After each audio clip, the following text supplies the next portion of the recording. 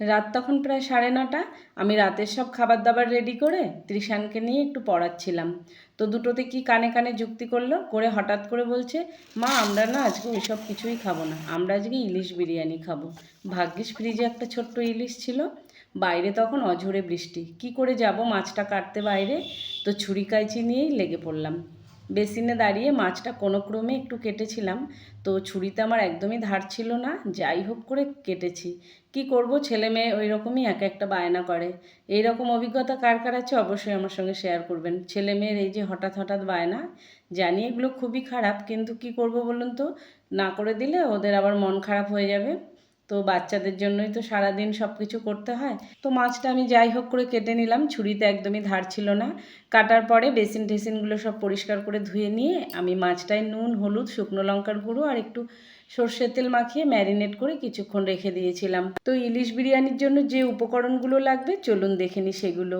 একটা বড় সাইজের টমেটো পিউরি করে রেখেছি, একটা পেঁয়াজ আমি হাফ বাটা করে রেখেছি, আর 2 কোয়া রসুন, একটু আদা, কাঁচা লঙ্কার একটা পেস্ট, বেরেস্তার জন্য একটু পেঁয়াজ, আর 2টো বড় সাইজের আলু আমি ডুমো ডুমো করে কেটে রেখেছি। আর 300 গ্রাম মতো চাল আমি আগের থেকে ভিজিয়ে রেখেছিলাম। ওই চালটা ফুটন্ত জলের মধ্যে আমি এখন দিয়ে দেবো। তো এর মধ্যে দিয়েছি একটুখানি ঘি, গোটা গরম মশলা, তেজপাতা। ব্যাস, ওদিকে চালটা ফুটতে থাকুক আর এদিকে আমরা বাকি কাজগুলো করে নিই। কড়াইতে সাদা তেল দিয়ে কুচিয়ে রাখা পেঁয়াজগুলো দিয়ে 1 বাটি মতো বেরেস্তা তৈরি করে নিয়েছি। ওই তেলের মধ্যে আর একটু তেল দিয়েছি, আর ওই তেলের মধ্যেই দিয়ে দিয়েছি গোটা জিরে, তেজপাতা আর গোটা গরম মশলা। আর দিয়েছি বেটে রাখা পেঁয়াজ, আর অল্প পরিমাণে আদা আর একটু রসুনের পেস্ট, আর দিয়েছি টমেটো পিউরি। ভালো করে নেড়ে চেড়ে উপর থেকে দিয়ে দিয়েছিলাম নুন, হলুদ, শুকনো লঙ্কার গুঁড়ো, কালারের জন্য রেড চিলি পাউডার, পরিমাণ মতো একটু একটু করে ধনে জিরের গুঁড়ো দিয়েছি। দিয়ে ভালো করে যখন তেলটা ছেড়ে দিয়েছে মশলার, ওই পর্যায়ে দিয়ে দিয়েছিলাম ডুমো ডুমো করে কেটে রাখা আলুগুলো। আলুগুলো চাইলে আমি ভেজে নিতে পারতাম, যেহেতু চন্দ্রমুখী আলু তাই এইভাবে মশলার সঙ্গে কষে নিয়ে বাটি ধোয়া জল দিয়ে আমি ঢেকে দিয়েছিলাম। ঢাকনাটা সরিয়ে নেওয়ার পরে দেখুন মশলাটার থেকে তেল ছেড়ে দিয়েছে, আলুটাও হাফ সিদ্ধ হয়ে গেছে। এই পর্যায়ে আমি ইলিশ মাছগুলো বেশ সুন্দর করে উপর থেকে সাজিয়ে আরও একবার ঢেকে দিয়েছিলাম। ঢাকনাটা সরিয়ে নেওয়ার পরে মাছগুলো আবারও একবার উল্টে পাল্টে দিয়েছি। আর মশলা, আলু, ইলিশ মাছ একদম মাখামাখি হয়ে সুন্দর একটা কম্বিনেশন তৈরি হয়ে গেছে।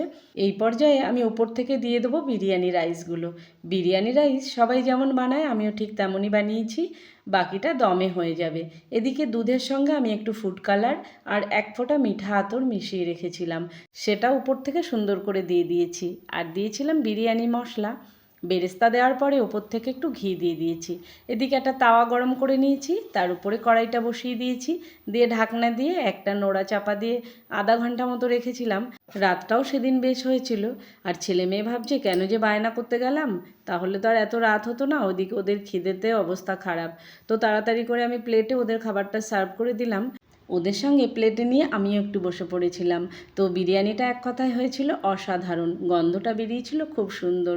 আর আলুটা দেখুন কি সুন্দর সিদ্ধ হয়ে গেছে, এক কথায় অসাধারণ।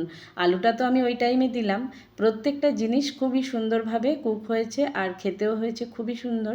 অনেকে হয়তো ভাবছেন বিরিয়ানিতে কেওড়া জল, গোলাপ জল দিল না, কি জানি কেমন হয়েছে। তাদেরকে বলবো অবশ্যই বাড়িতে একবার ওই দুটো জিনিস ছাড়াও করে দেখবেন, বড্ড ভালো লাগবে খেতে। কি বলুন তো, আমার ছেলে মেয়ে কেওড়া জল, গোলাপ জল একদমই পছন্দ করে না। তো ওদের জন্যই তো আমাকে বানাতে হয়েছে বলুন। তো ওরা যা পছন্দ করবে আমার তো সেই দিকে একটু খেয়াল রাখতে হবে। তো কেমন ছিল আজকের আমার ইলিশ বিরিয়ানি অবশ্যই কমেন্ট করে জানাবেন। সবাই সুস্থ থাকবেন, ভালো থাকবেন, দেখা হচ্ছে নতুন ব্লগে।